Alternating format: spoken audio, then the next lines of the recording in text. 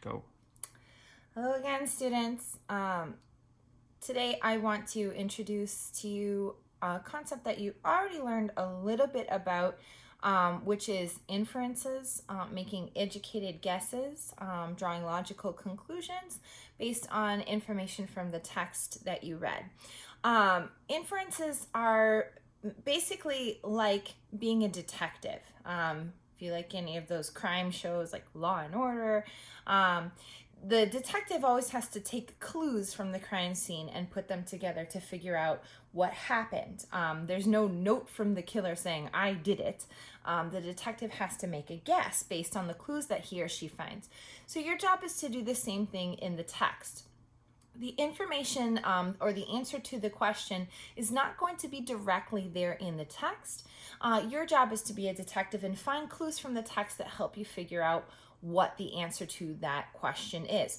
So you've already practiced that a little bit in the last section, but we're going to do an even more careful reading this time around. So if you have not already read the example on page 144 in your textbook, mystery number 1, class day, please pause the video and go read that now and see if you can make a guess about it before I explain it. Okay, pause. All right. So now let me explain mystery number 1. In mystery number 1, you read about a professor explaining an archaeologist, an Egyptologist, who makes a discovery, and then the museum gets a letter about it, but the museum knows that it's a fake.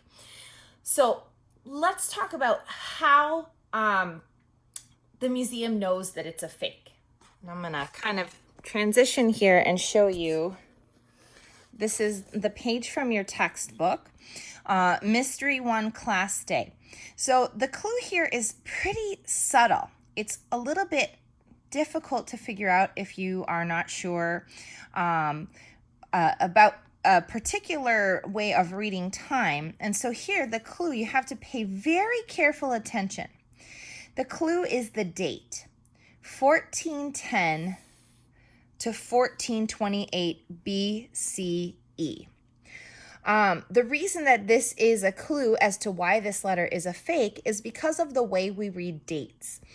If something is BCE, that means before the Common Era, and dates actually go backwards, meaning 1428 should come first, the bigger number, and 1410 should come second. So the date should read 1428 to 1410.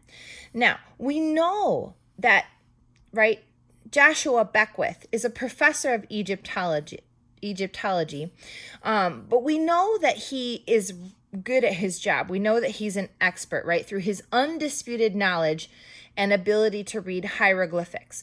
If somebody has undisputed knowledge and they're an expert, they're going to know which way to write BCE years.